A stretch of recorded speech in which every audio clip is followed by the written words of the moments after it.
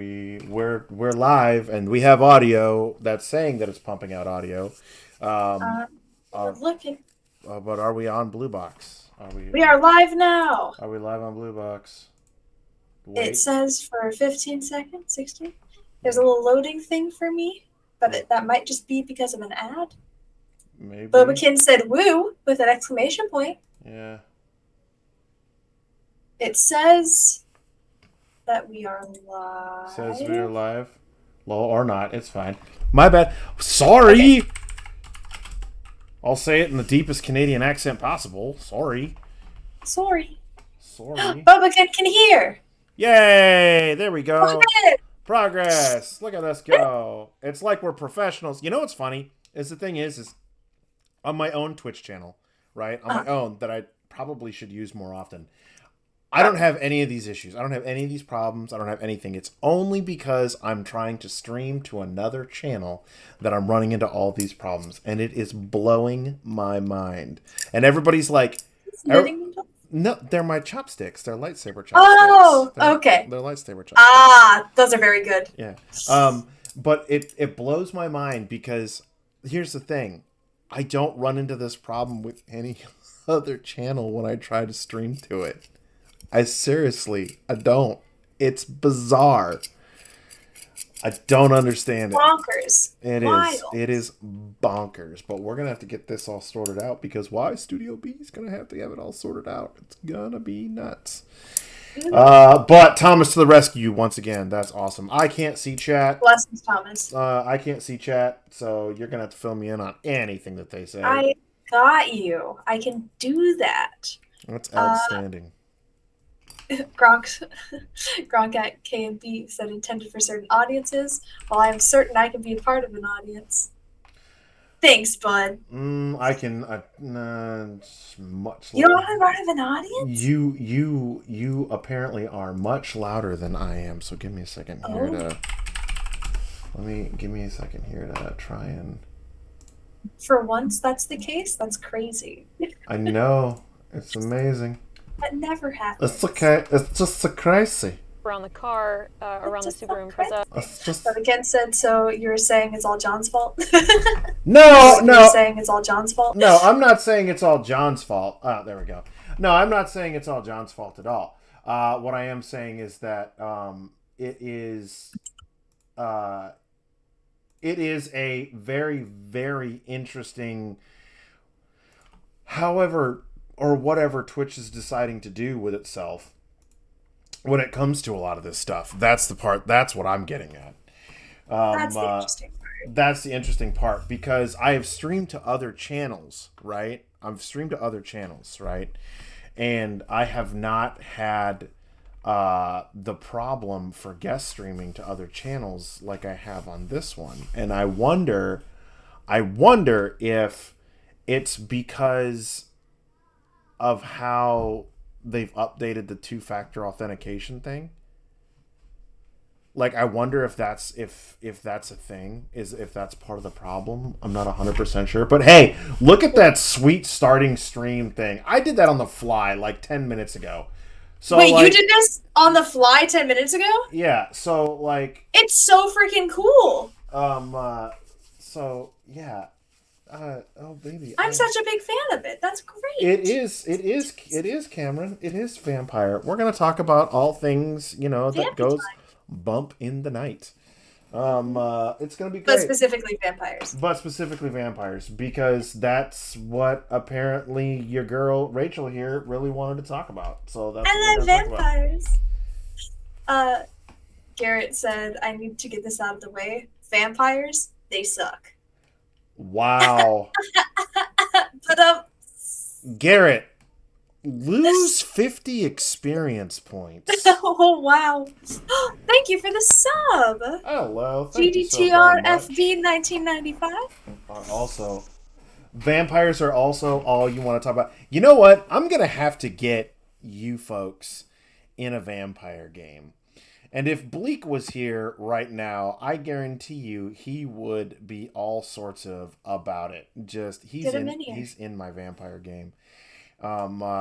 Yeah, no, my vampire game's if you like The Walking Dead, wait till you see what happens when you are the dead. Yeah, that is a factor, Thomas. That is a major factor. I think 50 XP literally makes you an elder, but we're not going to get into that. I want to play So your table I game like so bad. in I this canon know. world So that Garrett is an elder and he is now not an elder he's because he not. lost 50 He's XP. not. Kane just came out of nowhere and just went no and slapped him.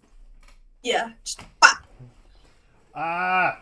Okay. Well, And one dots in all stats. Listen, Cameron, I'm not the one who has like a life. I write things. So like you just have to tell me, "Hey, I'm available on these days. What are you doing?" And it's really that simple. And the answer is running a game for you. That's what's happening. Pretty much. And he goes down. That I heard that in Jerry Lawler's voice. I want you to know that.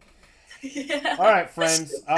We got a lot to cover. We've got we got some friends in. We're gonna go ahead and we're gonna slide on over, and hopefully all this goes without a hitch.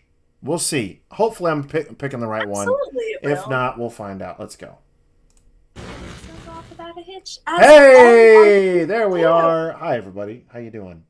It's me, your hostess with the mostest, followed promptly by Rachel. By the second hostess with the mostest. The Rachel who keeps me in line as best as she can. How y'all folks doing tonight? What is going on? It is Lore Masters Arcanum Night. And once again, Dad's gone. So because he's gone, we're going to talk about other stuff. Because he lets us do that. We're going to play vampires. He's a cool dad. When he's not at home, he encourages us to throw house parties. It's awesome. So Thomas, you have only yourself to blame for that one. For not playing at my tables. All right, friends, tonight there's not a lot of visuals on here or whatnot because Kurt has had a very stressful and busy week, as we all know. I was lucky I was able to throw last night's stuff together and this stuff together. Rachel is going to help me with this one so much. I'll do my best. We are talking Vampire the Masquerade. This game, as problematic as its past has been and all the various iterations that have existed for this game, it is hands down one of my most favoriteest games, and it taught me so much about role-playing games in general, and there are so many themes that you can take from this game and apply it to every other game. So, that being said, I'm going to go ahead, and you know what? This is the one thing that I will boast about when it comes to the history that I have, so to speak, right? So, long time ago in the land of yesteryear, there was an organization known as the Camarilla, which was an organized LARP organization. Now it's Mind's Eye Theater, stuff like that or whatnot was what it was born out of, and it was actually owned and ran by the White Wolf Company, the people who originally made the vampire game or whatnot. I cut my teeth as a DM, not as a DM. The first game that I ever was a storyteller was a storyteller. I was before I ran Dungeons and Dragons, I ran Vampire the Masquerade, specifically Vampire the Masquerade 2nd edition. Mark Renhagen wrote a world and made a world that I absolutely loved and thought was amazing, and have been engrossed in it ever since. Even dare I say, Shudder. I even enjoyed Requiem. I know. Take my card now. I don't care. Chad is saying that your mic is fluctuating. My mic is fluctuating. Up and down in volume. That's because I'm moving closer and farther away from my mic. That's why. Because I'm rocking back and You're forth. ebbing and flowing. I am ebbing and I am flowing. Here you go, friends. Here. Well, stop. Let me just... Okay, fine. So, long and short, I have been... Let's see. I am 39. I have been storytelling in some capacity for Vampire the Masquerade for a little under 20 years. That is no joke. It is the game that I have story told, played in, ran, developed stuff for the longest that I have ever done any RPG games. So when I say I'm here for all the drama queens and the theater nerds, yes, I am here for all the drama queens and And the we're here theater for nerds. you. Vampire the Masquerade is a game that, in my opinion, tells a very unique story and a very different story. Vampire the Masquerade is built around the idea that nobody's a good guy. You are all bad guys. You are all monsters in the night. And no matter how good your intentions may be, you are cursed and you are damned. And everything that you touch will eventually turn to ash. Cursed with immortality and wandering the night, you try to find meaning in your immortality. Some lose what humanity they have left, others retain what humanity they have left. It's all about your personal journey. And the paradox of Vampire the Masquerade is that vampires themselves are solitary creatures, they're solitary hunters. They do not like other vampires inside their feeding grounds, their cities, their havens, their what have you. However, they have to also acknowledge that when they are solitary, they generally start to lose their minds and are reduced to nothing more than blood-sucking creatures of the night. And thus, their curse wreaks even more havoc upon them. That is why I love Vampire the Masquerade. Now, I know that I have talked a good bit. Now, I am curious, right? As you guys can see, there is a hint on here as to who one of Kurt's favorite clans is, and who Rachel is currently playing. I wonder what it all means. Do we have guesses in the chat? I wonder who the Rebel and the Rose is. For the Rebel and the Rose, I have my suspicions. Oh, right. So for the longest time, I'm not going to lie, for the longest time, I used to claim the Clan of Kings. That was my clan. I was a Ventru through and through because I thought they were the coolest thing in the world. And as I got older, I realized that perhaps I have a little bit more Bruja in me than I do Clan of Kings. But we'll see what happens. But tonight, it is your first night. It is for those who have freshly awakened to view the world with your new vampire eyes. And we are going to discuss what is Vampire the Masquerade, what are some of its rules, what are some of the things about it, what are some interesting tenets of the game that are oh so fun. Rachel, how long have you played Vampire the Masquerade? Not long at all. It's been a couple of months. We've only had one session, and we've done a lot of in-character roleplay or text roleplay. I mean, roleplay's roleplay when it comes to this one. This is interestingly enough one of the games that does lend itself well to chat roleplay. It does. And we also got a Discord bot that allows us to roll D10s. Because, by the way, guys, it's a D10 system. And it's a really cool. So, I guess that really leads us to the first segment of this, right? What is it? What is its mechanic, right? For all our number crunchers and our gear monkeys out there, right? It is a D10 dice pool system. It has a series. They have special dice for it, or you can use regular D10s. The idea is that when you're using a D10, you have a target number on the die, right? Generally, it's a 6 or above. A 6, 7, 8, 9, or 10, right? Counts as a success on the die, right? Same thing. However, 5th edition introduced a critical mechanic, which instead of having exploding 10s like they used to, you have a critical mechanic now for getting it, which a critical counts as 2 successes. One of the things for it is that you build your die pool, and there are several things that can affect your die pool: how hungry you are, the situation you're in. But the core of the mechanic is you take one attribute and one skill or discipline, depending upon what you're doing. You create your die pool and you roll them. You have a target number that you're trying to meet, a number of successes that is determined by the storyteller or your oppositional roller, i.e. another player. And whoever has the most successes or meets the success requirement is able to perform the action that they want to. Now, in most cases, you only ever really need a single success unless it's something super difficult to do. More successes means more things are garnered or more things are learned, what have you, right? But on an average case, as long as it's not a face-to-face or an opposed roll, as long as you at least get a success, you're pretty good.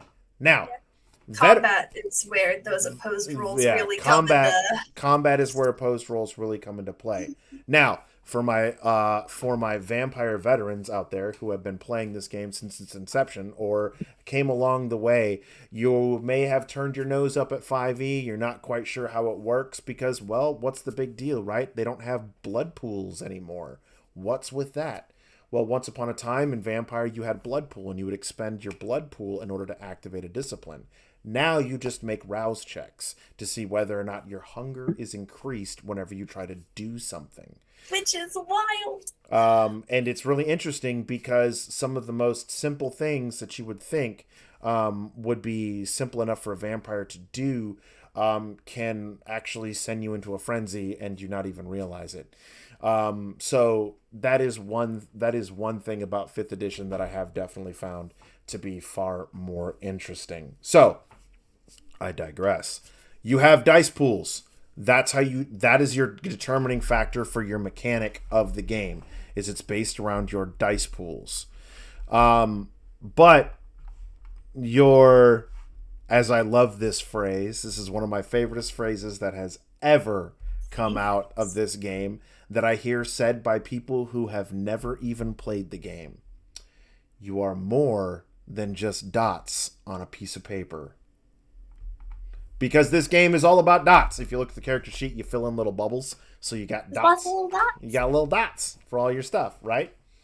So this game is very much about humanity. This is not Blade 2.0, for lack of a better term.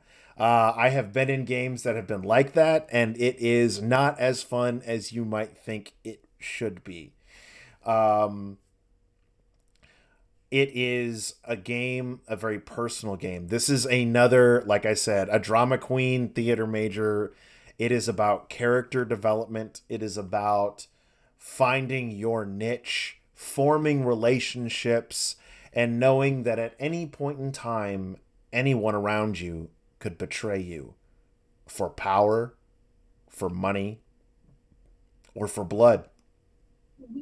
It's messy, and we love to get into the mess. It is very, very messy. So, yeah, about that. I'm just watching this chat just go, whoa! Yeah, me too. They're going for it. They're going for it. I can't see half I have you guys up, but you guys are over here. And so I'm looking at Rachel to focus so I'm not doing this the whole show. It's okay. I'll do this for you. Because the profile's good, but it ain't that good. See, look at that profile. So you know what? Let's just dive in. Rachel, what's one of the things that you like about Vampire the Masquerade? I feel like the first and foremost thing that should be addressed about Vampire the Masquerade, the thing that I personally am most interested in, is the fact that there are different clans. Which we kind of poked a little at with the names under us. Yes. Okay. So there are, or originally were, 13 clans. Technically 14 if you count Thin-Blooded. Thin-Blooded technically can count as a clan, sort of, in a weird kind of way. Yeah. There's also a weird one that isn't really a clan. That is not really a part of a clan. Yeah, well, they are the clanless.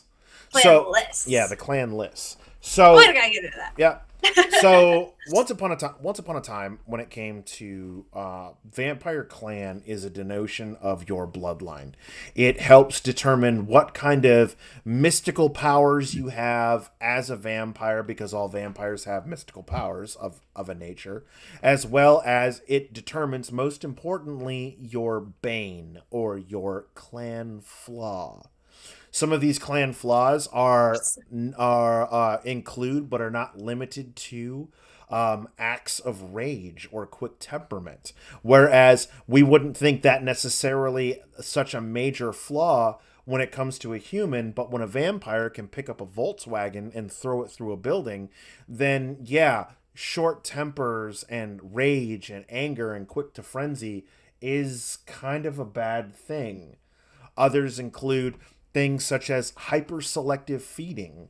Now, any king worth their grain and salt knows that they like to feed off of a particular pedigree. And only the lowest of kings would pick something purely as simple as, I don't feed on guys. No, no, no, no. You must feed on perhaps boxers because in your mortal life you were an up and coming athlete and a bit of a fighter who just happened to have a nose for business at the same time, and that's what caught your sire's eye. And however, that keen and desire for the weight of the ring and the combat never quite went away, and so you feed on those very same athletes that you once were. Or True in my game has to solely drink from nuns. oh, that's hard. Yes. It's rough. Whoever that player is, I applaud you. Me too. I love her. That is a feeding restriction. That is a major feeding restriction, and I am here for it. Sure is. Oh, good stuff. There are clans, a prime example, one of my favorite clans, right? One of my all-time favorite clans, the Nosferatu, who I played in Nosferatu for a very, very, very long time. It is said that the corruption within their soul and their mind of the curse makes manifest on their flesh. So they are what we generally depict and see as the ugly vampires or the very monstrous vampires. But they've managed to take that curse and actually turn it into a boon in some cases. Because they are so hideous and because they are often so deformed and whatnot, they have developed the power to basically hide among the masses. One of my personal favorite abilities that they can learn and develop is Mask of 1,000 Faces, where they can look like anybody at any time whenever they need to. Yes, it is an obfuscate power that allows them to hide among the masses, and we'll get to powers. We'll get to powers, but it is one of their neat little tricks that they can do for short periods of time. They can make themselves look, for lack of a better term, on a scale of 1 to 5, they can make themselves pass as a 2, or on a very good night, a 3. But never anything more than that. Just enough to hide amongst the masses. That whole wolf in sheep's clothing approach. But to give a quick rundown of the 13 major clans. Oh, yes, sorry. You're good. We have, and you gotta correct me when I say these wrong, because I will. Okay. The clan previously known as an Assamite is now the Banu Hakim. The Banu Hakim. Banu Hakim, which are the assassins. They kill people for hire. They collect blood. There's a little bit more to them than that. They're silent. They're real sneaky. Kinda. Then do it. You got this. I want to hear. Okay, so tell me about them. So the Banu Hakim are the spiritual successors to the Assamites. The Assamites were a clan dedicated to diablerie, which was basically consuming other vampires. That was essentially way frowned upon. Big frowned upon, which was honestly how their contracts for a lot of times were honored when they were hired. It would be, we need a vampire killed, and they'd be like, fine, but we get to eat them. Because it goes against the traditions, which we will get into in a little bit, about consuming other vampires. It's a big no-no, major taboo. There aren't many taboos in vampire society, but eating other vampires is a big no-no. They are the assassins, and they answer to He who resides in the mountain, who is a mystical figure that is essentially believed to be the antediluvian, or the creator of the Banu Hakim, if not his direct child. So he is one of the Methuselahs, and all the orders for the clan come from him. He is working some sort of master plan that affects vampire society as a whole globally from sitting atop the mountain. That's a great thing to point out as well. Kurt, tell me about the Methuselahs. The Where these clans come Methuselahs. from? The Methuselahs. Okay. Well, we'll get to that. Let's get through the Are clans we're gonna do the first. clans first? We're gonna Okay, do the that's fair. clans first. The clans all come from somewhere. That's all you gotta know for now. Then we got your personal favorite, the clan Bruja. The Bruja, the rebels, the prophet kings, the the philosopher kings, the Prometheans. They are, oh man, if there is a rebellion and there is a cause, they will fight. They have been known as freedom fighters. They have been known as free thinkers. They have also been known by many, many, many as some of the best warriors to ever exist. Being able to fuel themselves off of the rage that they basically force inward. They are massive powerhouses when it comes to fighting and conflict. But that's not to say that they're just warriors. They themselves are kings. And there is a rumor, there is a long forgotten rumor, perhaps that has slid into myth, that the reason that Carthage fell was because the Bruja had Carthage as its home. That was their home of their clan, globally speaking. And that they were becoming such a major power within the world that the Ventrue of Rome could no longer stand for them to exist, and set about the sacking of Carthage to cause the Bruja to be disassociated, to cause them to scatter, to break their sense of power. And many Bruja to this day still hold the Ventrue responsible for keeping them under their thumb. As they should. As is their right. Thomas says, I just call them jerks. Well... Then we have Clan Gangrel, which are the beasts, the untamed. They resemble animals and are big with animals. Yes, the Gangrel are our personal favorite. I've never gotten a chance to play one. Really cool. But they are one of the coolest ones. They are the most in tune with their beast. They are also the ones who are, for lack of a better term, the vampires out in the woods. They find comfort in the wood and not near the city often, though there are Gangrel that reside within the city for sure. But they are very animalistic in nature, and unfortunately, as they get older, that animalistic nature begins to show on them physically in many cases. So the older they get, their eyes will start to appear like a wolf's eyes, or their noses will start to turn up like a bat's. Or just imagined a goat. You just start looking like a goat. Why would you look like a goat? A goat isn't a predator. The eyes, and then I just imagined the goat. A goat is not a predator. to maybe not to you. I don't know. Have you ever faced a mountain goat? Those people are scary. They're some scary animals. Anyway, the gang. So anyways, the Gangrel also, many vampires by nature will stick close to major central areas of humanity. They will stick close to cities or large or densely populated areas. The Gangrel are one of the few clans who do not fear being away from the city. For those of you who believe the old texts or the Old Testament, as it were, the Gangrel are the vampires who most often encounter werewolves, as werewolves do not generally enter or come near cities for the most part. When werewolves encounter vampires, it's often Gangrel. However, the World of Darkness has werewolves. However, in this new version of the World of Darkness, each game is kind of isolated into itself. So there's not a whole lot of cross-play that goes on between them all. But the Gangrel are the ones that live outside the cities. They're the vampire you'll find at a truck stop. Who you got next? Yeah. Next, we have Clan Hecata, which are all about the dead, the resurrection, and death. The Hecta.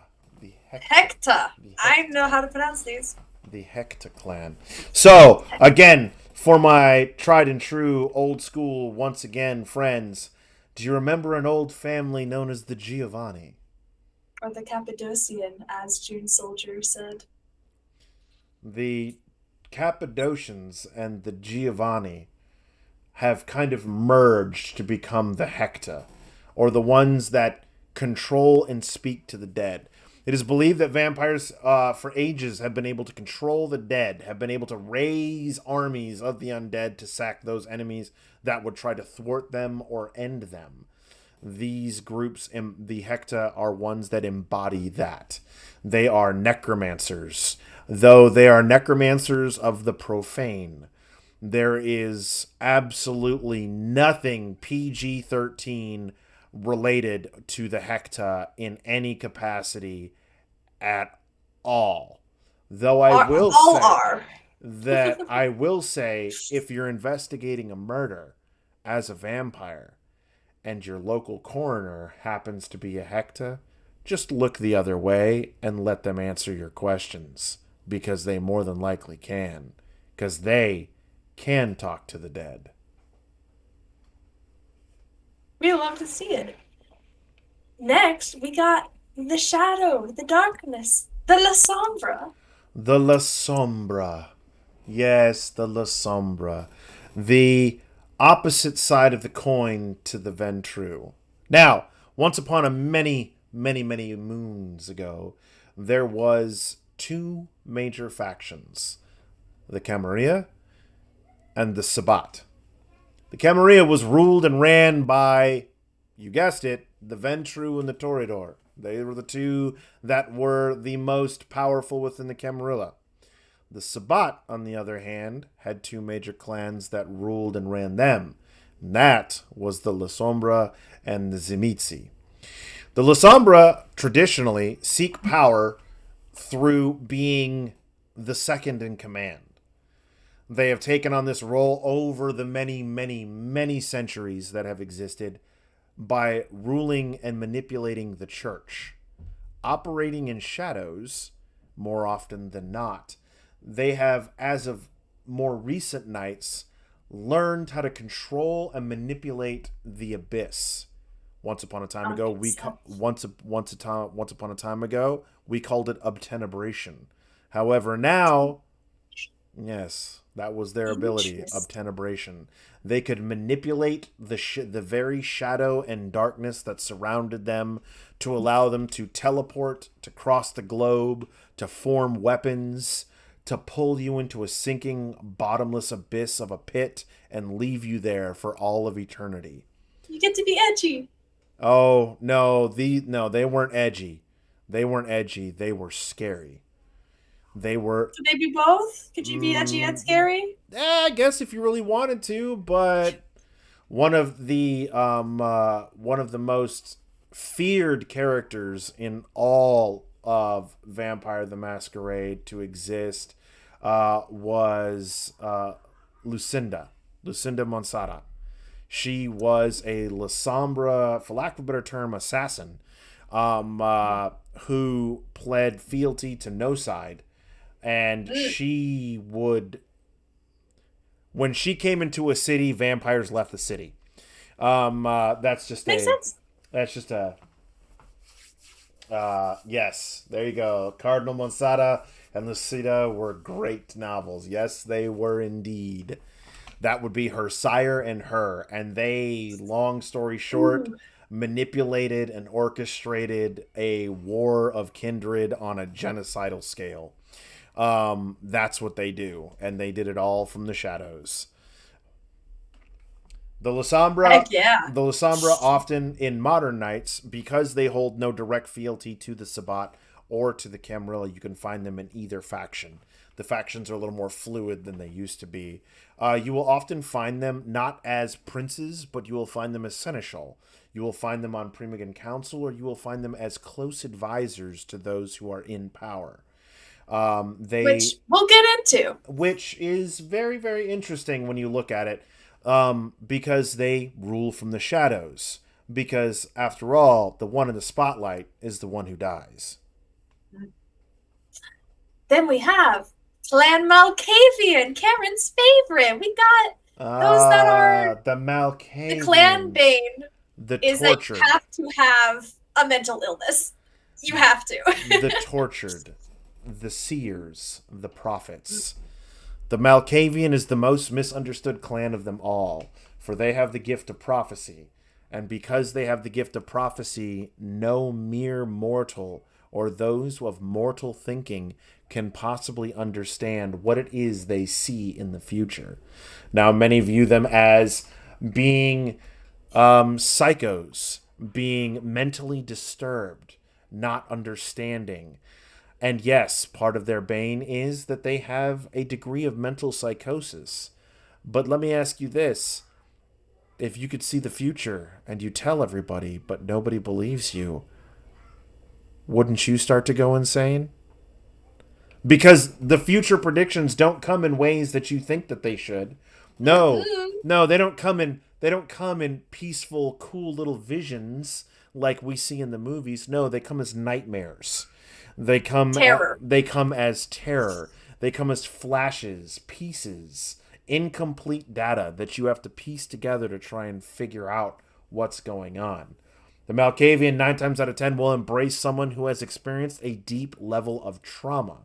And the reason for that being is that, well, let's just say trauma knows trauma, and they generally follow in the same circles. And only those who have seen and understood the absolute worst that the human condition has to offer could truly understand the prosperity and the prophesizing of the vampire condition. Long and short, they're really great. They're really fun. Yeah, they're really fun. And the best Malkavians you'll never know are Malkavians. Prime example. True story. One of the best pre-generated characters, because all the clans used to have clan books, right? And in the Malkavian book, they had one of them which was, I can't remember what it was called, but essentially you are the entire character is modeled after Hannibal Lecter, where he is an outstanding, upstanding citizen, right? That unless you actually figure him out, you're never gonna know that he's a freaking cannibal. He's a serial killer, right?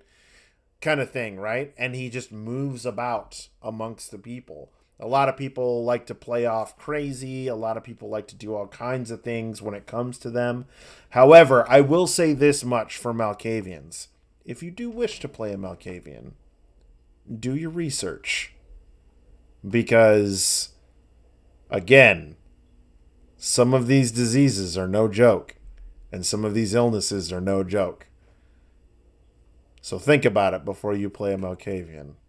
I very much view Malkavians, if you were to look at all the clans across the board, Malkavian is the top tier, most advanced clan that you could play. Like, just because of the level to which they have to play and the level to which you have to essentially allow yourself to have those mental impairments almost. Funny story.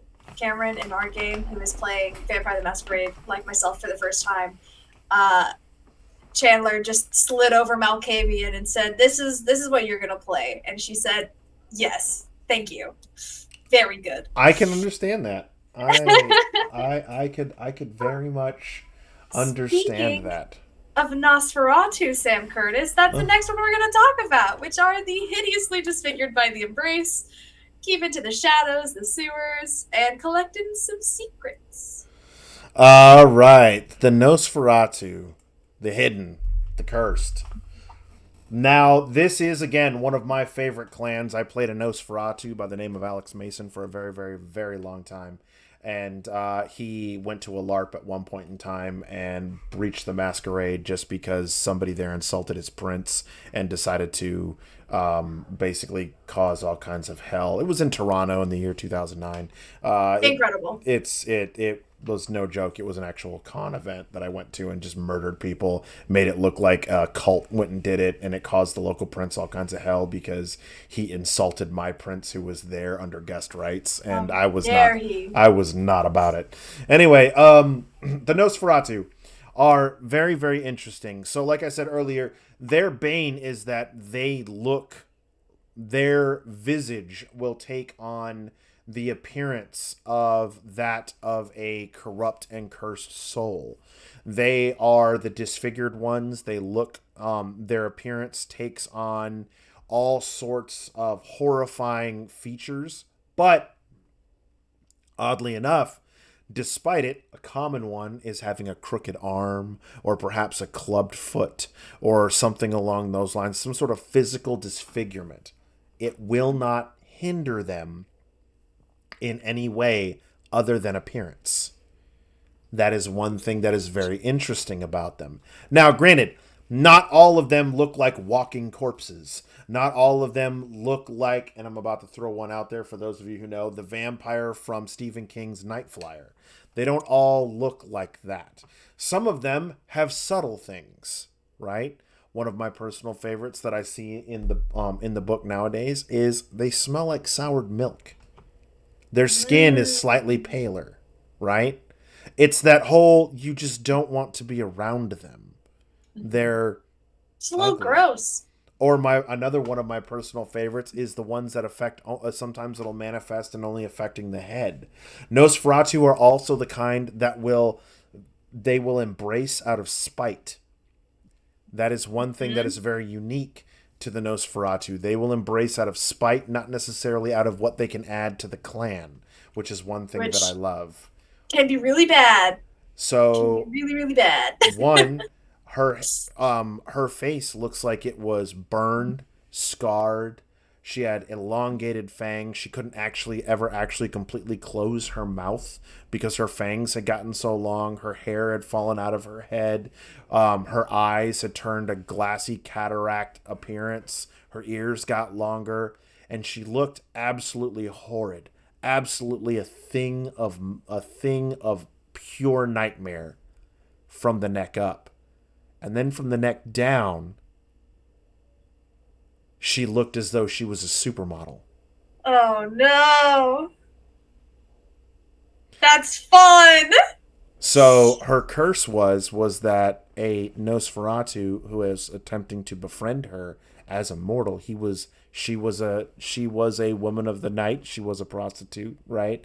And he lived in the sewers and lived on the streets, and he just wanted a friend. He was trying to make a connection. Well, she saw him one night in clear light, and she scolded him and made him feel horrible for his appearance. And because of that, something he couldn't help, he embraced her right then and there and let her face carry the curse upon her face and know that no matter what, for all of eternity, she would have a perfect body but a forever scarred face, and that she should never judge those based on their appearance. Dang. No, John, that's not what bags are for. That's kind of hot. Yeah, friend-shaped. Next is Clan Ravnos, which are the nomads. I love their veins so much, it's wild. Okay, so the Ravenous, right? These guys, to be fair, I don't have a whole lot of information about. And the reason being is because the Ravenous of old, right? The Ravenous that I knew aren't the Ravenous that are tonight's Ravenous, right? So the Ravenous that I knew, they were the Romani. They were the traveling folk. They were the prophets. They were the oracles. And they were also the bearers of bad tidings. They used to have an ability which affected imagery. They used to have an ability called chemistry. I don't think they have it anymore. Yeah, it was called chemistry back in the day. I don't know what it is now because I don't have the book that has the Ravenous in it yet. It's literally due to arrive. It was supposed to be here yesterday, but it says it's gonna. Yay, Amazon! It'll arrive tomorrow. So I didn't get a chance to read up on them much. Because yes, I'm that guy. I don't buy digital products a whole lot when it comes to Vampire the Masquerade. I buy all the physical books because I don't like money.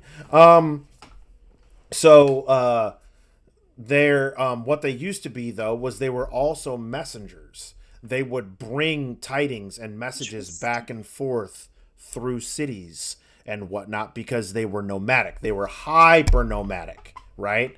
And oftentimes they would clash with the clan gangrel because nomads and nomads don't always get along. And other times they would be really, really close to one another. However, Rachel, I have a feeling you are staring at a block of information regarding regarding the Ravenous at this point. Yep, my mouth is Just a dry, little. so you talk.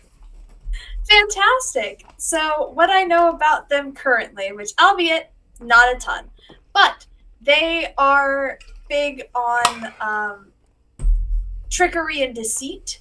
They are nomads, as we had said. Their clan bane, which is wild, is that they cannot sleep in a place that is, I believe, within 1 mile of where they last slept for a week.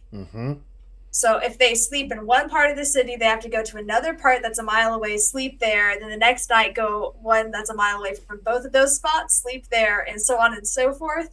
They have to have at least 7 sleeping spots in order to survive, or else they cannot sleep, which would deal aggravated damage, which is a whole thing. And it's bad. You get your bane severity, and you don't want that. So they literally have to be nomads. They are forced into it.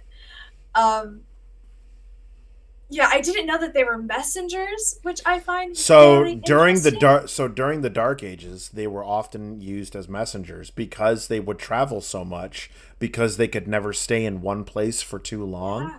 That was one way that they turned coin because if you can't, as a vampire, if you can't stay in one place, you can't establish a foothold and thus establish the ability to make money because no matter what time goes on, you still need money to survive, right?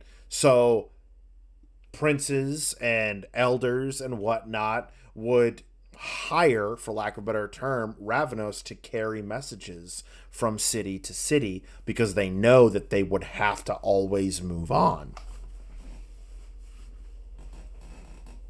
Wild. I hadn't even heard of Salubri, but I just looked it up. Salubri's an old bloodline. That is an old bloodline from third Yeah, you edition. got the 3 eyes Yeah, from knowledge. The Salubri technically now are a part of the ministry, but we're not going to get into that just yet. Yeah, I was saving that as the end. I'd hmm skipped over that for One now. of my favorite Uh, clans. One of my favorite clans, which I am might have to do with my name, is the Toreador. Oh, Chandler reached out to me and said, "What's your favorite type of vampire?" And I said, "The hot and sexy one." And he said, "This is your clan." And I said, "Thank you." They're big on pleasure in the world and what it has to offer. They idolize physical beauty. They adore their thralls. They are big on anything and everything that is attractive in aesthetic, perhaps, and are way, way not cool with anything that isn't attractive. And their bane is called aesthetic fixation. And they desire beauty so intensely that they literally suffer in its absence. You get bane severity if you are in a place that is deemed less than beautiful surroundings. that is correct. Fun! That is part of the reason why Toreador often will dress to the nines no matter what's going on around them because it keeps them from, going a little bit twitchy. However, Toreador, the cool thing is, though, that I love is that you can find beauty in anything. And Beauty's in the eye of the beholder, the baby! thing that I've always loved as a storyteller is making them make willpower rolls at really inopportune times to see whether or not they are captured by the beauty that is around them. And there'll be, well, what's so beautiful that's around me, right? Well, Texture. you see, The way the sunlight hits off. Oh wait, I guess it would be sunlight. well, Moonlight. There we yeah, there go. we go. Hey. Yeah, right. Don't do it in the sun. You're a vampire. Don't go out in the sun. Don't It's go in really the bad. sun. It's really, really bad. But very simple things. One of the things that I've always loved, especially in cities or whatnot, right? That I love to screw a Toreador about is they see graffiti, and I make them make a roll on it. Listen, That's fun. some of them street artists are phenomenal. Okay, I Some of don't it's care real pretty. who you are, and that's the part that's really interesting is because with them, it does not state that the beauty must be subjective, right? It is just something that must be beautiful. So it is very interesting how well that can be kind of played on from time to Absolutely. time. Yeah, so that's their compulsion, which is obsession, which they are temporarily obsessed with a singular gorgeous thing and cannot think of anything else. Mm-hmm. And it could be a person, it could be a song, it could be artwork, it could be blood splatter, it could be a certain texture, Mm-hmm. it could be literally anything, but they cannot take their attention off of it. And if they are spoken to, they can only talk about it. Mm-hmm. And it's fun. The most powerful Toreador in existence technically lives just down the road from you in Atlanta. Victoria Ash. Oh, Victoria Ash. She's still around. They kept My her lady. around. Yep. You should do a little Google search on her. Who's next on our list? It would be the Tremere. Ah, the Tremere. The Bastard Clan. We'll move on from them. No! We gotta talk about them at least a little bit. The Tremere. Yes. Yes. I said it. That's I'll say it again. Garrett's favorite. The Bastard Clan. No, Why? they're the sorcerers. They have the supernatural power. They stole it. They were a bunch of hedge wizards who stole the keys to immortality. They were not chosen. Yeah, but like sometimes you just gotta have power. That does not make it better in any way, shape, or the imagination. Here's what the Tremere are in the modern knights.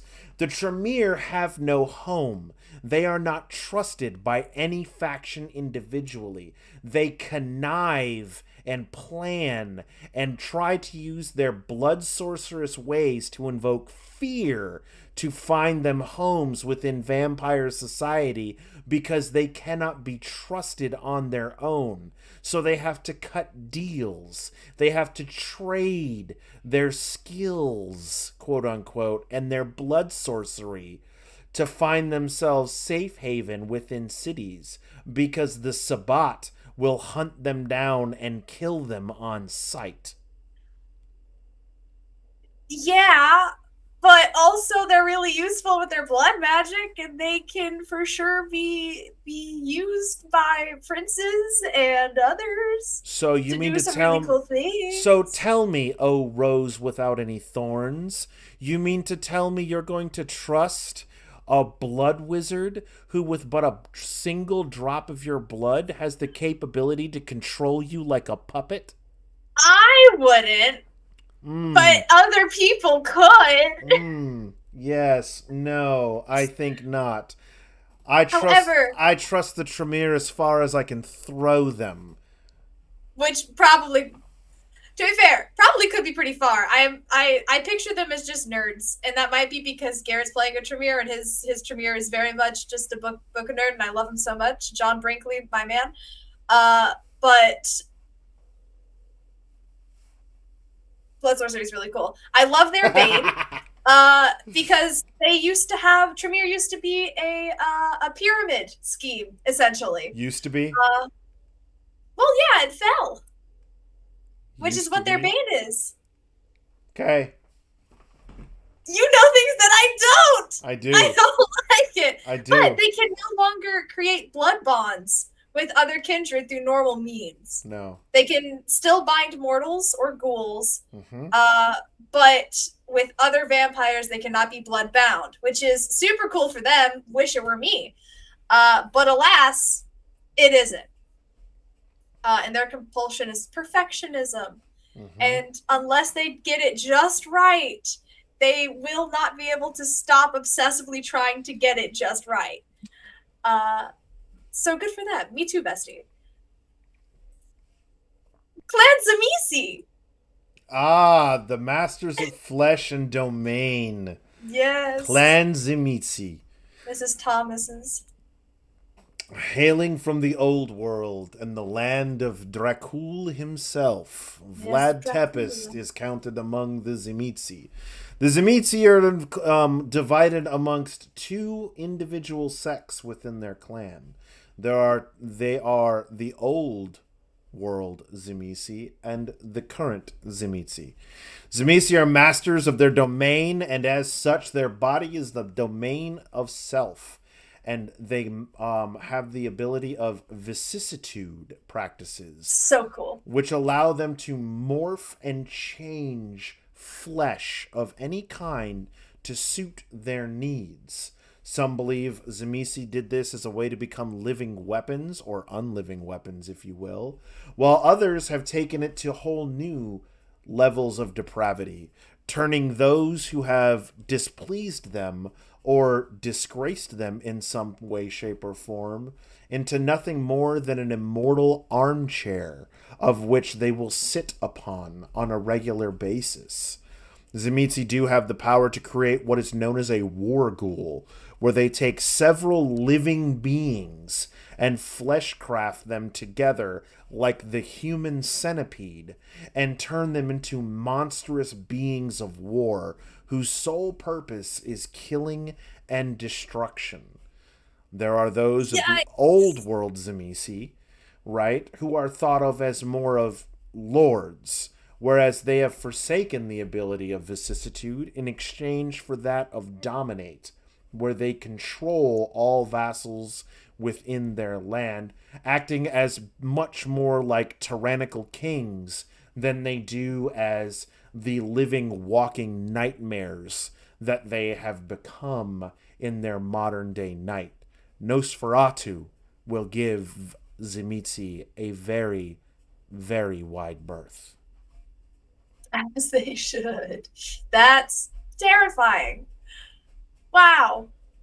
Uh, he.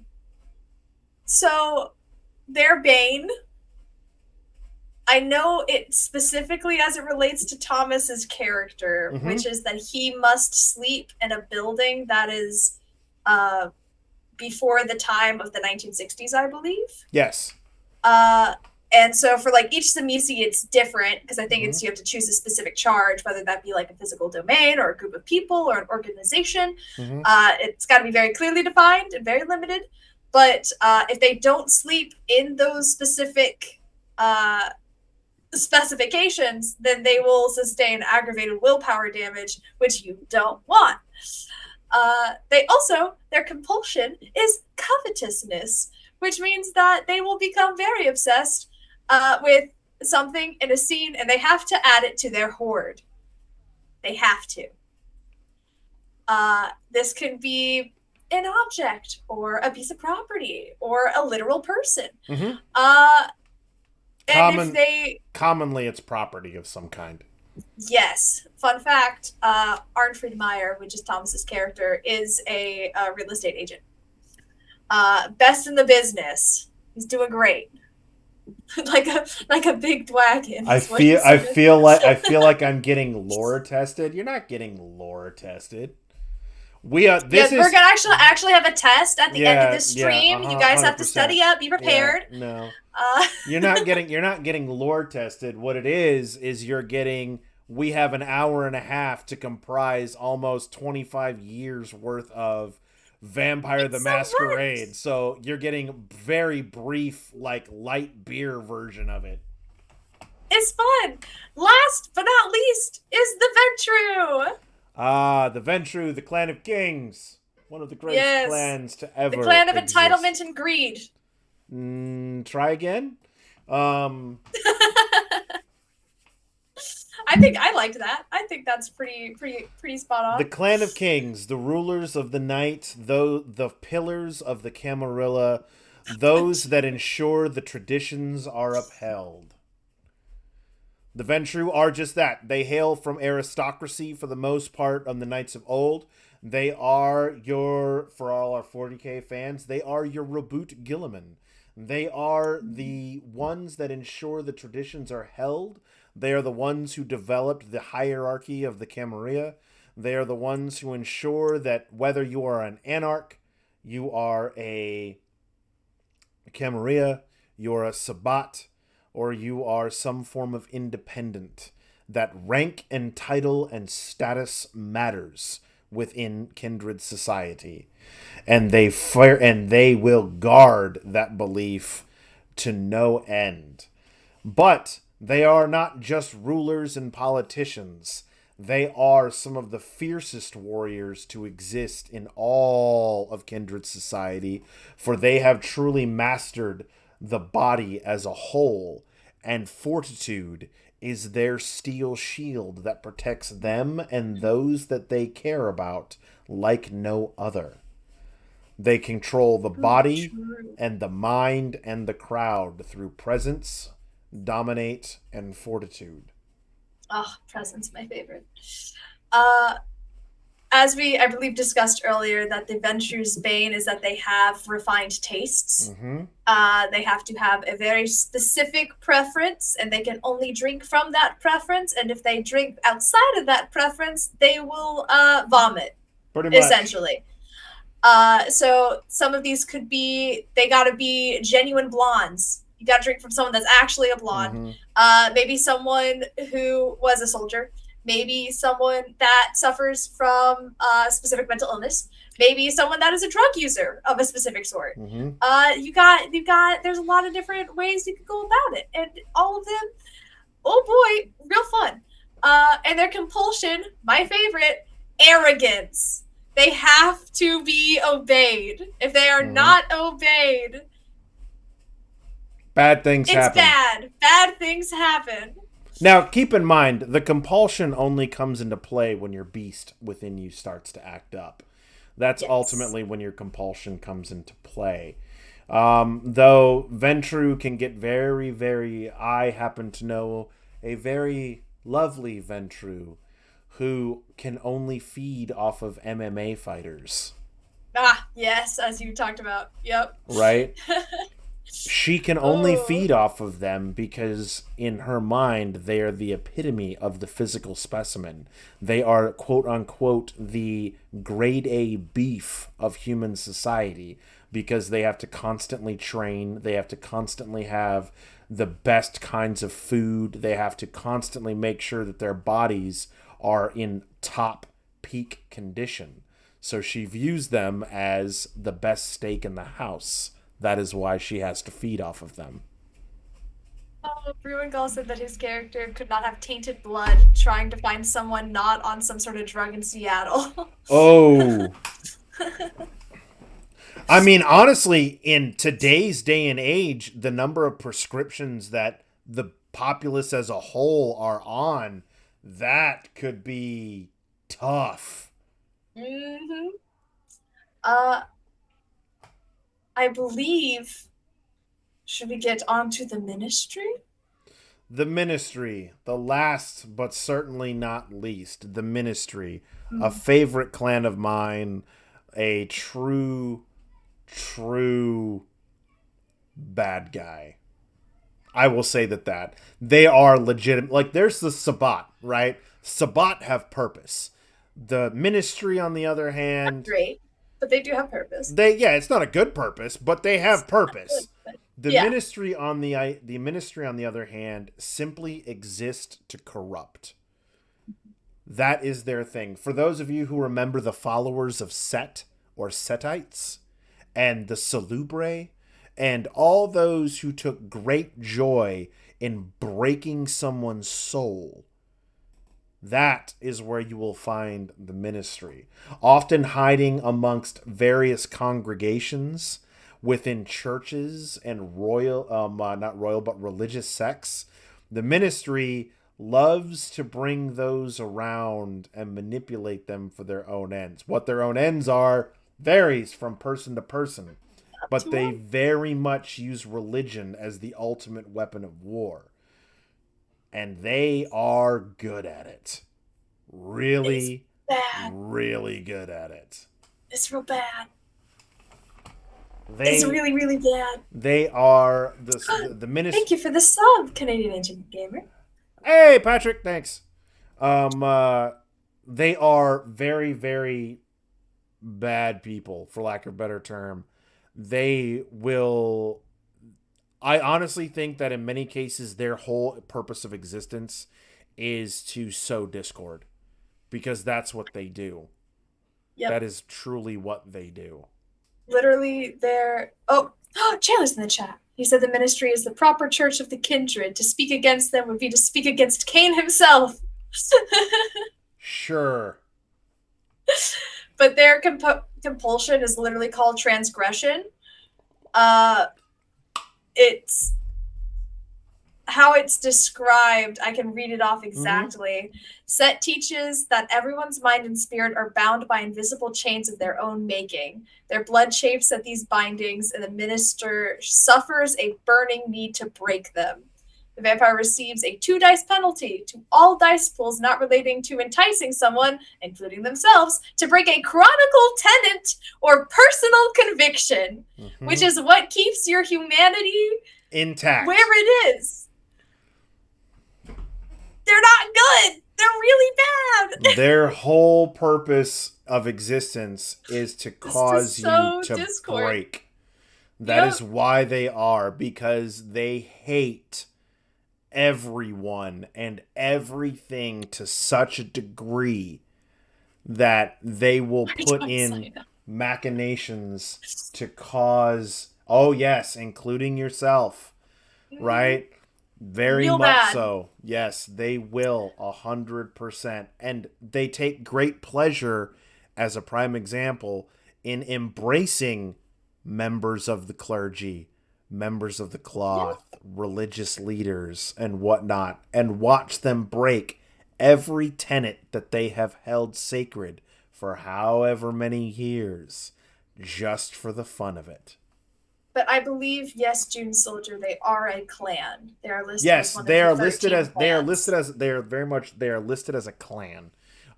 They are clans now are clan. You can be part of a clan by blood or by choice.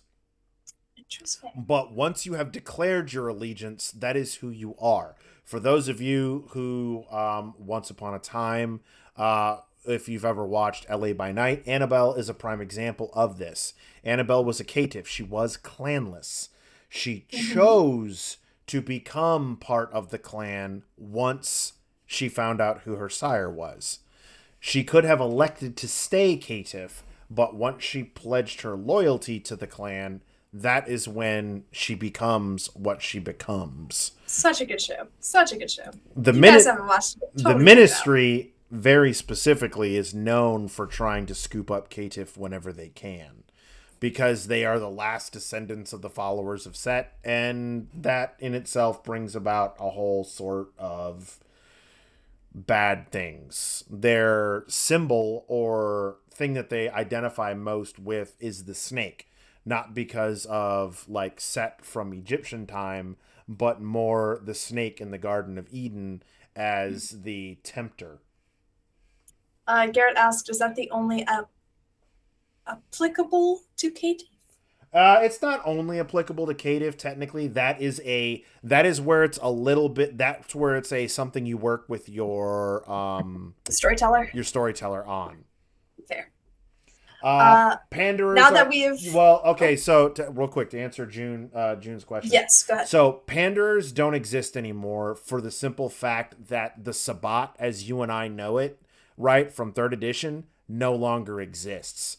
The Sabbat exists, and they have all of the Antra-Tribu that you are familiar with, but the Sabbat in this version, they are not playable.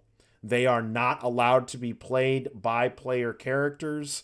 For the most part, unless it is a very, we'll say, at home game. They are not meant to be played. I actually have over there on my shelf the Black Hand of the Sabbat, And it literally says these are meant to be bad guys in your story of bad guys.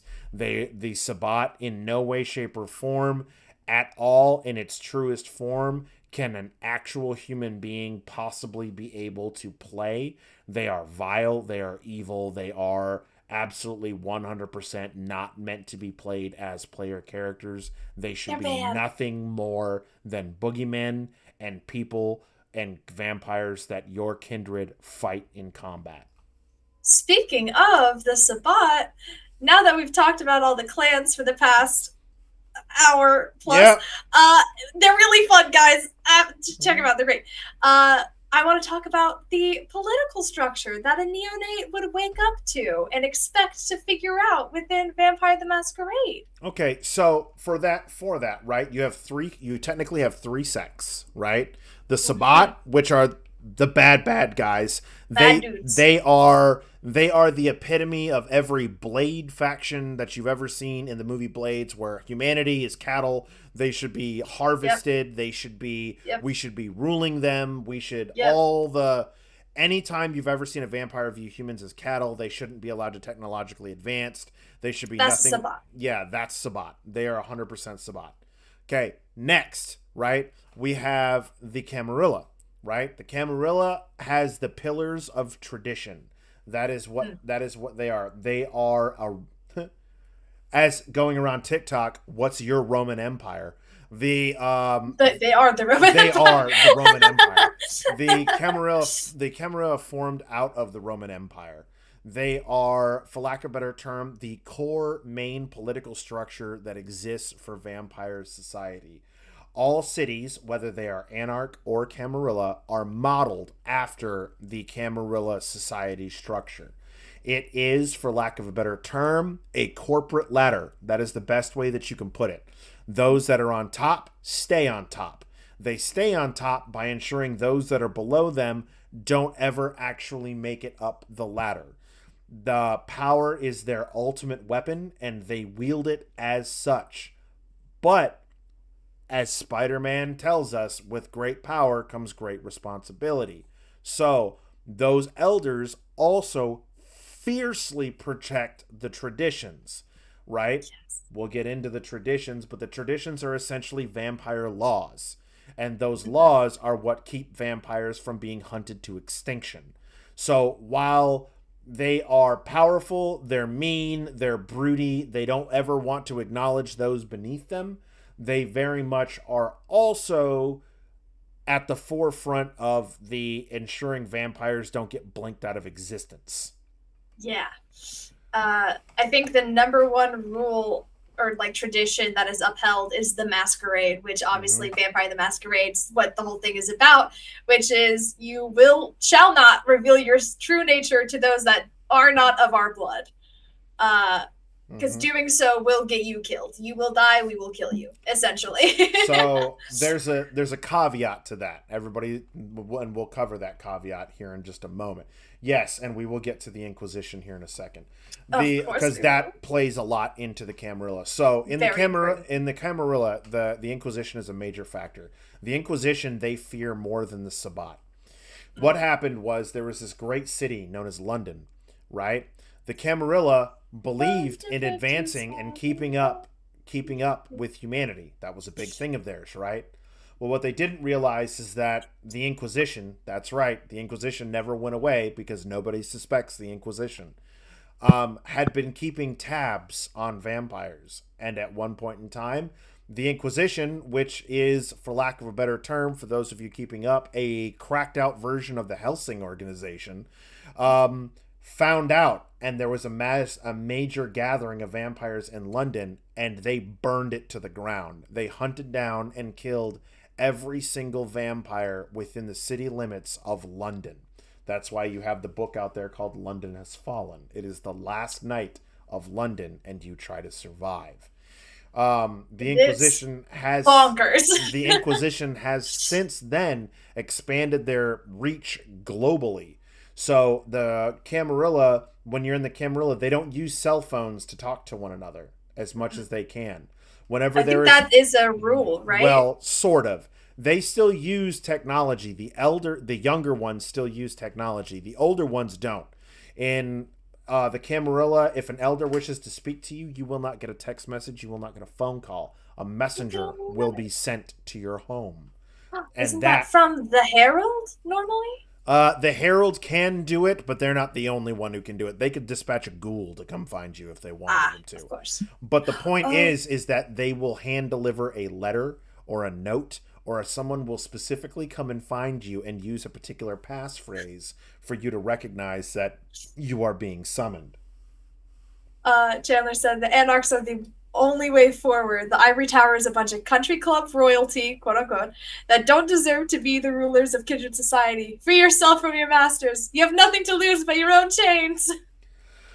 Well, it appears the Baron of Nashville has decided to wield his head, which is ironic given the fact that Baron is the name used by anarchs, which we will now discuss, in place of princes. And because that is how they are throwing off their shackles, yet they still hold titles. And they still hold their version of court. Because the anarchs, as much as they try to get away from the Camarilla, 9 times out of 10 end up joining the Camarilla. There's a saying, and I believe it was the Prince of LA who put it.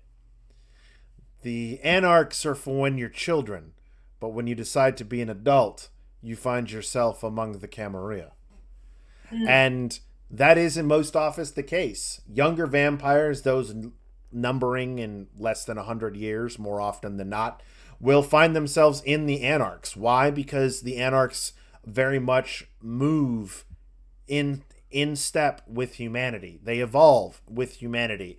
They use cell phones. They drive cars. They have email. They try to their best to keep in step with humanity as humanity progresses through the night. Whereas the Camarilla are a little bit slower to join things. Chandler said, I hear your mocking tone, Kurt. Come to the Anarch Court of Nashville and see how similar it is. See if your Camarilla etiquette keeps your head on your shoulders. My Camarilla etiquette will not keep my head on my shoulders, but I can tell you this much. My level 5 retainers, all armed to the teeth because I own stock in Barrett, will ensure that my head stays firmly where it is at. Because while you may control the technology, I own the businesses that make your technology. Fine. I agree, Cameron. I agree. Something I really would love to discuss is the different kind of positions that are held within the Camarilla Court. The Camarilla Court has a lot of positions. There's a lot, but I think the most important ones, of course, is first of all the prince. The prince. They hold the responsibility of enforcing those traditions, holding those titles, holding that court. They grant boons because they're just so generous. Cameron, what have you been telling her? I'm holding you accountable. You're her storyteller. How dare you? No, it's not. Fill her with such lies. The first session we played, the prince lied to our faces, told us to investigate something, and we ended up potentially starting a war. Yeah, that sounds more accurate. Yeah, this is it's not good. It's not good. Okay, so almost every city, independent, Camarilla, or Anarch, for that matter, the Anarch refers to them as barons versus princes. The Camarilla refers to them as prince. The prince is the head of the city. He is, for lack of a term, the end-all, be-all as far as rulership goes of the city. Now, can one vampire alone rule a city? No, they can't. So what they do is they have a court. Generally, it is a court of Primogen.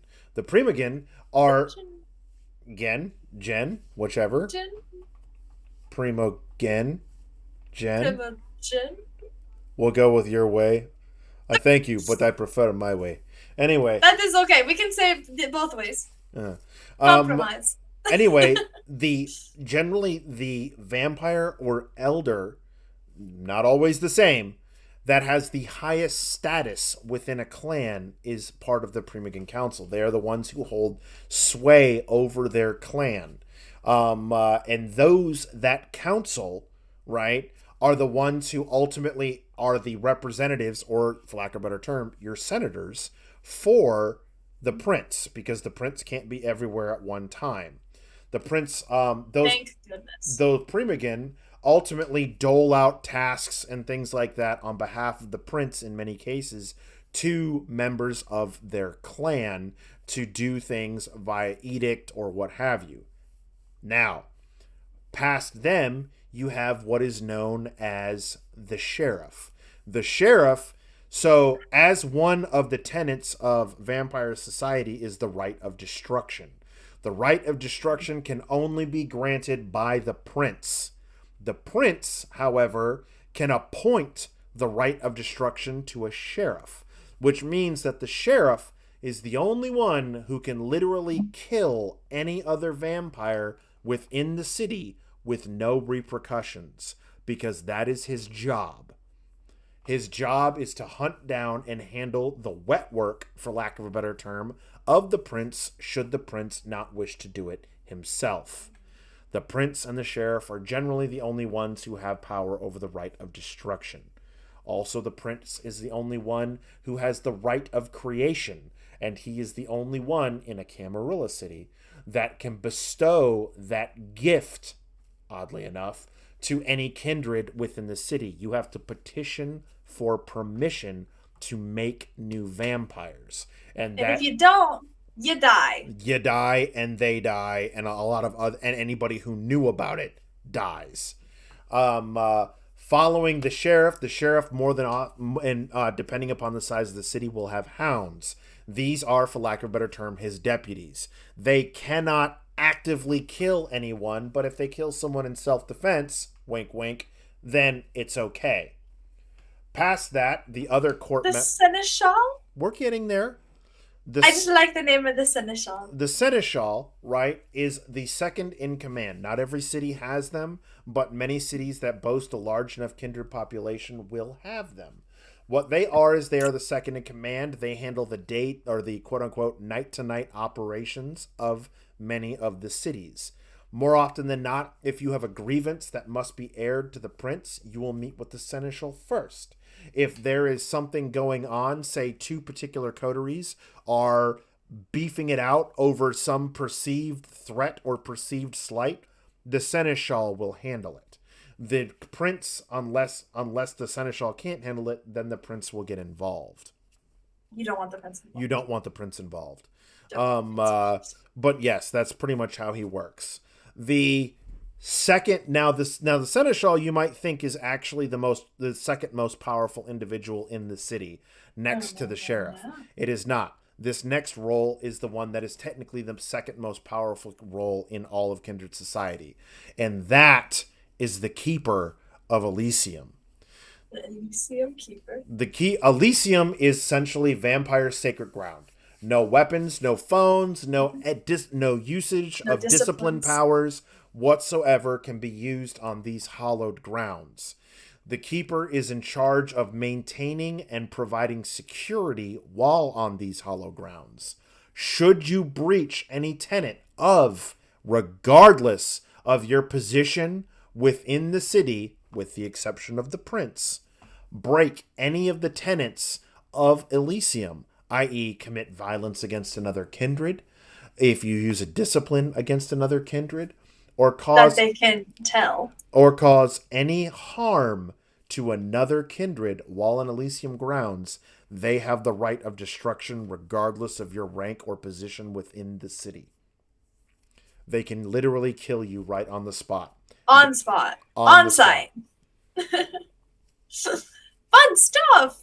And then, of course, we kind of already went over the herald, but they spread the messages. They do. They spread the messages. The next most important person, which I'm sure is who Rachel is going to vie for, is the Harpy.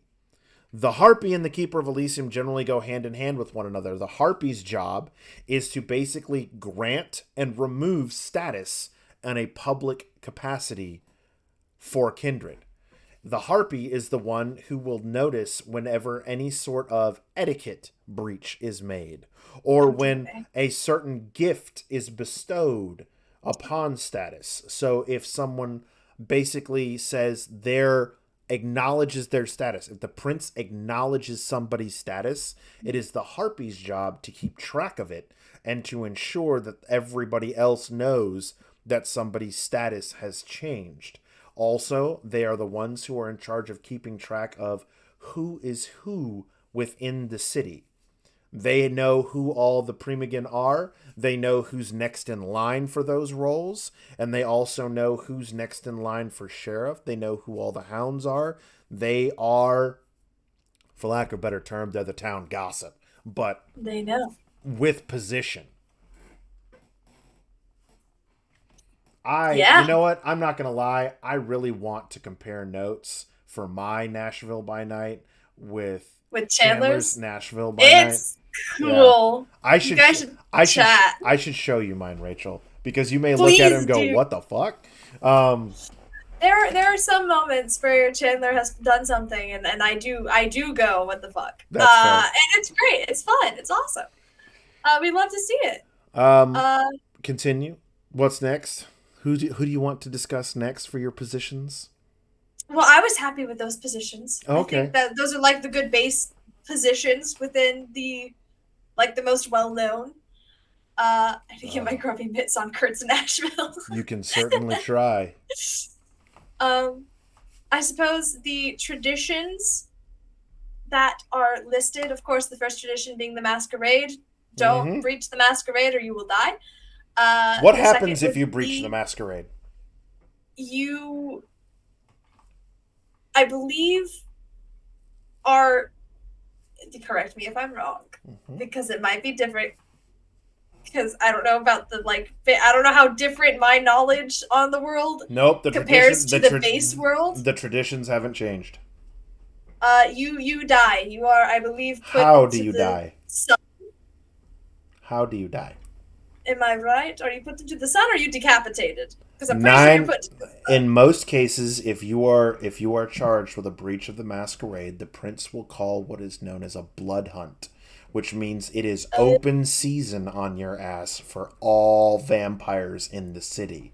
Most of them jump at this aspect because they get to kill. And the vampires, no matter how high or how low their humanity is, love to kill. What's the second tradition? Yep. Your domain. The domain is your own concern, and people gotta respect it, and they cannot challenge your word while in your domain. That is correct. If you have a domain. Have domain. The only person who can grant domain within a city is the prince, because he's essentially giving you part of his territory. Now, when the prince gives you domain, or if he gives you domain, you are essentially the prince of your own little chunk of domain when it comes to that. 9 times out of 10, you become a higher leveled member of the court. However, you are also responsible for anything that happens in your domain. Which so, is domain scary. is not handed out lightly. No. Chandler says that his Nashville by Night has 2 Elysiums. One is at the Schermerhorn. I never pronounce it correctly. And the other is at the Frist. Because of the sectional struggle between the Ventru, who occupy the Prince ship, but are very few in number, and the Toreador, who outnumber any other clan 3-1, and are most of the Primogen members are of the Toreador, as well as the Elysium Keeper. Is good stuff. Interesting. My Nashville by Night has 2 Elysium as well, but mine are very different. Fun. Mine is the Parthenon and the Ryman. Interesting. That is fun. June says, "Why would the Anarchs have an Elysium?" Do they have an Elysium, or do they have the Anarchs for the most part don't have the same structure as far as domain and safe havens go. Basically, a city that has A city that is run and owned by the Anarchs essentially has a series of barons. They essentially divide up the city itself into a series of baronies. The baron of each area, much like you're the prince of your own domain kind of thing, and for them, it's barons, right? The barons are in charge of their little domains around it, and they will have a council of barons when they all need to meet. However, 9 times out of 10, when all the barons get together, it's never a good thing. To go quickly through the rest of the traditions, there is the progeny, which is the third tradition, which is that this is where you have to have permission from the prince in order to embrace someone. And if you do not have permission, you are killed, your progeny is killed, and as you had said, anyone that knows about it is killed. Which is like so great for them. Don't do it. Get permission. Definitely not in our game was one of our characters turned without permission and the prince decided to keep them alive for whatever reason. Everything's fine and everything's a-okay. Elaine Strasser's a-okay. Fourth tradition, the accounting. Until the progeny, which is the one that is embraced, is released, they can be commanded, essentially. You gotta do what they say. Fifth is hospitality, which is honoring another person's domain. You have to present yourself to the ruler if you enter for the first time. And without word of acceptance, you can't do anything. And if you do, once again, can you guess it? You die. You die. And then the sixth tradition, which we talked about, is the destruction. Don't murder other kindred, and if you do, you're gonna die. But if the prince says it's okay and calls the blood hunt, then it's okay.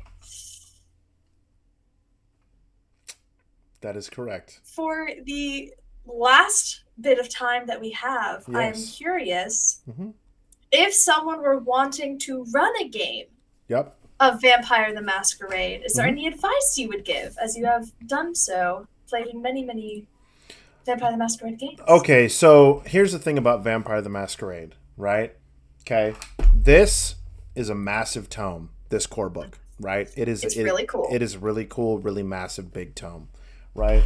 However, most games, I will often tell people, you don't really need to read the sucker cover to cover. You really don't, right? You get a handful of the rules down and you really are good to go, right?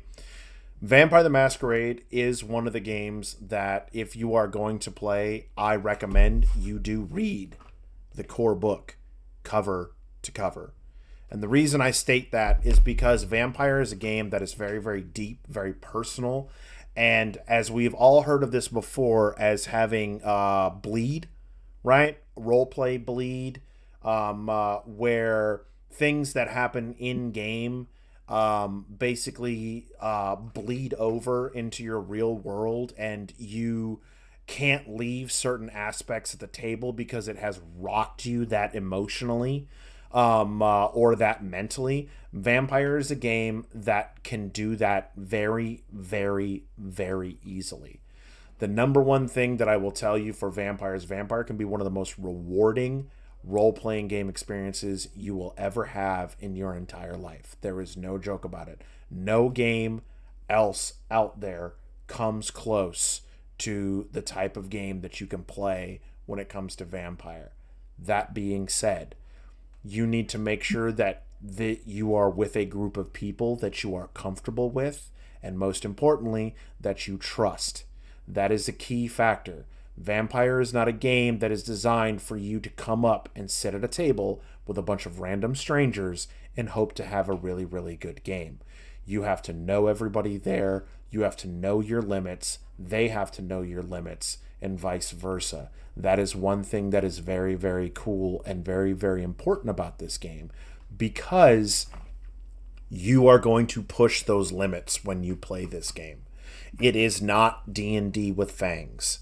That is my biggest warning to anybody who wants to play this game. It is not D&D with fangs. It is not set up to be that way. It is not, the mechanics do not support that in any way, shape, or form. Also, you are monsters. No matter what, you are not a good guy. And as a storyteller for this game, sometimes you have to remind your players of that. And that is very, very key. It is very hard and it is very cool. If you are very interested in dipping your toes into, to take a look at, to get an idea of the game, over on Renegade Games, if you go and look under Vampire the Masquerade, they have a free module that's on there that is beginners. It is quick start. It is the quick start rules for mechanics, right? But it basically, it's a really neat setting, the way the game is set up. It is essentially New Year's Eve, and you are embraced on New Year's Eve. And so you run through the whole being embraced, waking up your first night, and it's New Year's Eve, and you are about to start a brand new year as a vampire. And it's all the things that go on with that. So cool. Right? It is a lot of fun. I highly recommend it. It is this game from very much, right? Like I said, it's for the drama queens and the theater nerds, because you become alternate people, and it is great. And the reason I recommend everybody try Vampire at least once, because it will help you enhance your gameplay for every other RPG that you play, right? By playing this, because it will teach you skills, it will teach you abilities that you as a person, as a player, right, never thought that you would be able to do. One of the biggest things that I never did as a player before I played Vampire was I never spoke in the first person. I always said, my character does this, my character does that, right? In Vampire, that's gone. You speak for your character. Your words are your character's words. Your actions are your character's actions, right? You don't have a third person removal from the game because it's designed that way. You will have to make very serious choices when it comes to this game, and I absolutely love it for it. I do. There's some real difficult choices. really, really do love it. But yeah, if you're looking at trying it, that is the module I would love. I could go on for hours about Vampire. I could have an entire LMA of, so you're going to run your first Vampire game. Yeah. This tonight. Hey, we can add it to the list. Well, John's not gone that often. So that being said, Vampire is one of the greatest games that you will ever play. If you want a taste of, so as we all know, many actual plays that are out there, especially the high-end ones, feel like shows. They feel like productions. They don't feel like people sitting around a table or whatnot. I can, with all of my years of having played this game, de facto tell you, right? The By Night series that have been put out, LA by Night, New York by Night, soon to be Seattle by Night, right?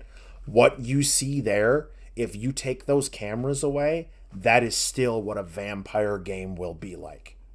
That is no joke. That is its intent. I can attest. Cameron said, it's honestly been the most rewarding part for me. It's a game that allows for so much care. Like, there's lots of horror, but there's so much human care on display around the table if you're doing it right. And then in reference to the like first person versus the third person, she said it really makes me think harder about how my character would react, not just how Cameron would. Yeah. That is the thing too, right? This is a session. This is a game where session zeros are actually, out of the entirety, the most important thing. I've been running a Vampire Chronicle now for going on 5 months. It's a private game that I've been running. Our session zero was, all said and told, 9 hours long. That's how long our session zero was. Ours kind of lasted like a month if we include like the role playing that we had up before the first session. But it's rewarding. It's It rewarding is in the so end. It rewarding. really, really is. And it is a lot. And I can't stress enough, it will help you in other games. That whole aspect of, um, people are like, man, they watch people who play. I mean, not to toot their freaking horn, right? But it's the whole thing of where I know watching the Tears of Air crew and then knowing that y'all are playing a vampire game, I'm sitting here going, I would pay money to be a fly on the wall for that game. Cuz It's I know what I'm getting when I see that. So like it's a like that's one of those things. Chandler, if you ever need help with a narrator or anything like that, just hit me up, my dude, because I'll sit there and be like, "Oh yes, this is getting good." just Um, get the popcorn. oh yeah. Um, but yes, no, Vampire is a great game. It's a fun game. It's mechanically speaking very simple, It right? really is. Like I picked it Mechanically up very speaking, quickly. mechanically speaking, it is one of the simplest systems you will learn. The hard part, obviously, is that it relies heavily on role play and it requires you to very much get into your feels. That And is a that's the fact. best part. Um, uh, Yeah, as Garrett said, add the dots, roll the dice. Add the dots, roll the dice. If you get cool little symbols, it's great. If you don't, bad. Um, Mm-hmm. so that being said, friends, that is about all the time we have for this Yeah. evening. Thank you Um, guys for hanging in we've with got us. we've got about 5 minutes. Is there? What I can see the thing. Let's uh you should run a game. Everybody wants me to run a game. Nobody wants me to play in a game. It's weird. Anyway, if you guys have any questions, we got about 5 minutes. Go ahead, fire off a couple. Fire off a couple questions. We'll see if we can't answer them here in the last 5 or 6 minutes or so. I will Man, say, once Studio B gets kicked off, if you guys ever have need a one shot played, I could for sure DM something and you could be a player in it. oh no, I mean if we're gonna do that, we'll just do a chronicle. That's the whole point. Ooh, That's the whole point of Studio B is to do all the other stuff. yeah. Ooh, very fun. Mm. I mean, granted, Not we still PG got 13. we still got to get John's approval. True. Very Yeah. true. Kurt, I would love to have you at my table one day, and I loathe DMing. Well, what are you talking about, Really well, Cameron? though. You've played with me. Well, I think she was saying like she would DM Oh, and have you at her oh, table, that's fair. That's even fair. though she loads What are it. the major differences between the older and newer editions? Okay, so mechanically Great speaking, that's a really good and simple one. All right, so in the older editions, you had humanity, and then you had paths. Right, you remember that, like Path of Power and Inner Voice? That was a very popular one. Paths, for the most part, are gone. They don't really exist anymore. You just have humanity. Another factor, furthermore, for humanity, instead of you having that little chart, remember the chart where it's like, oh, if you commit unmitigated murder, you drop down to humanity, or if you save a life, raise yourself a humanity, stuff like that. It doesn't really work that way anymore. How it works is your humanity rating is just the amount of humanity that you have, right? You can have Start at stains. 7. You can have stains on your humanity, which can cause it to drop down, right? But in order to regain humanity, you have what are called touchstones. Touchstones are your link to the mortal world. They are the thing that keep you sane, right? So, as a prime example, a very common touchstone is a mortal lover, right? For neonates, right? That they're trying to keep hidden from knowing what they are or whatnot, right? I have had a player where their touchstone was actually a boys and girls club that was downtown, because throughout their mortal life, that's where they spent most of their life, was at that boys and girls club. And so that was a touchstone of theirs. So for touchstone purposes, they would volunteer time 3 or 4 nights a week there, and that's what would help maintain their touchstone, right? It would allow them to retain their thing. Another factor is you no longer spend blood points to do disciplines. That's not a thing.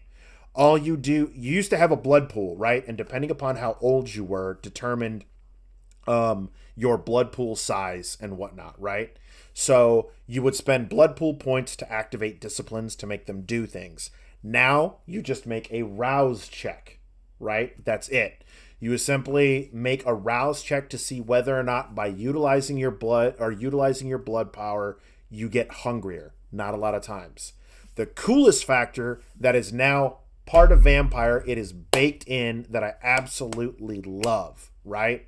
Is now they have Highlander sense. This is the part that I absolutely love. So before, you would have to make a specific roll to determine whether or not, generally through aspects, to determine whether or not somebody around you was older or younger than you as far as vampires go, right? There was a roll associated with it. Now, your blood potency essentially kicks off an aura, right? So when you're around certain people who have significantly higher blood potency than you, right, your Highlander sense, as what I call it, starts going off. You know that they're either older or more powerful than you, right? And so you just instinctively know that that is a bigger, badder, worse predator than I am. Likewise, when there are those around you who have a lower blood potency than you, their shit starts going off, and yours is like, oh, you're weaker than I am. Base, I know that you are weaker than me. It doesn't mean that they actually are, but the call of the blood, as it were, tells you that they are probably less powerful than you are in some cases. Yeah, that's the best way I can think about it, right? It's Highlander sense, right? Because the Highlanders, the Immortals, they always knew when another one was around.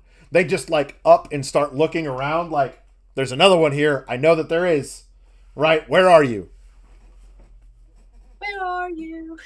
Where are you? I'm so sorry. But yeah. Okay. Thank you guys for being here with us. That wraps it up. If you guys, I'll tell you what. If you guys want more vampire stuff, right? Rachel and I can be happy to talk more about it in depth and in length. If you do want more vampire stuff, or you want more games discussed or whatnot, right? That are of a current nature. We're not trying to set the Wayback Clock and going back to look up something from. We're not going to go do a deep dive on chainmail. But if you're wanting some of these games that are not vampire, not D&D specific, right? Then post in the LMA chat in the Discord. Let us know if you want to have a part 2 of this. That's fine. We're happy to do it, right? We are going to give you what you want to like kind of go over. A dread conversation. Noted. Dread? Okay, yeah, we can do Dread. Dread's fun. Yeah, we can do Dread. I played a Dread game recently. I love Dread. Fun. Yeah, hop in the Discord. Let it be known. Post in there. Say hi. If you have further questions or whatnot, or things you want to talk about that are related to Vampire the Masquerade, by all means, go ahead. We will love to talk about it. We love to talk about it. We love to talk about it. If you have a Free League Press game that you really into, I'm your guy. So there is that. But with that, friends, we are out of time. I'm hungry. I'm sure Rachel's hungry. It's true. Yes, Werewolf is kind of fun, and I would love to do a deep dive on the new Werewolf game. It's got some stuff in it I'm not fond of, but it's still kind of neat. It's fun to discuss. It is fun to discuss. That being said, I hope you all have a wonderful night. Manda, are we rating anybody?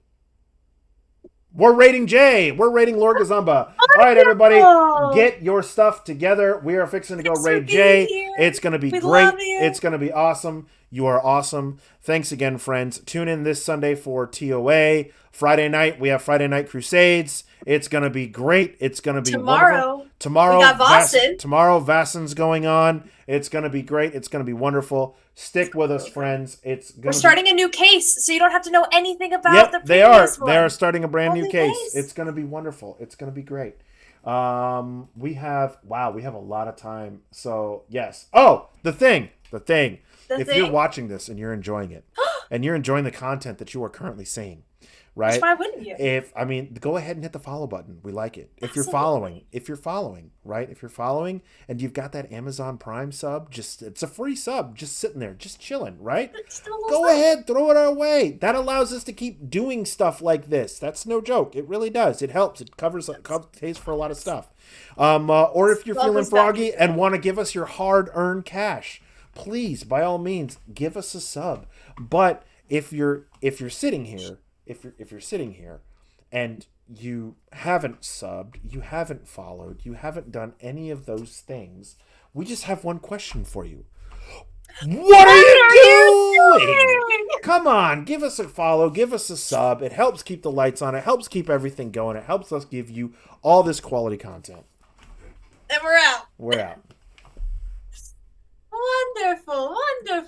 Yeah, Turkey's in Europe. Settlement. Yeah, So- it depends on. It's like where.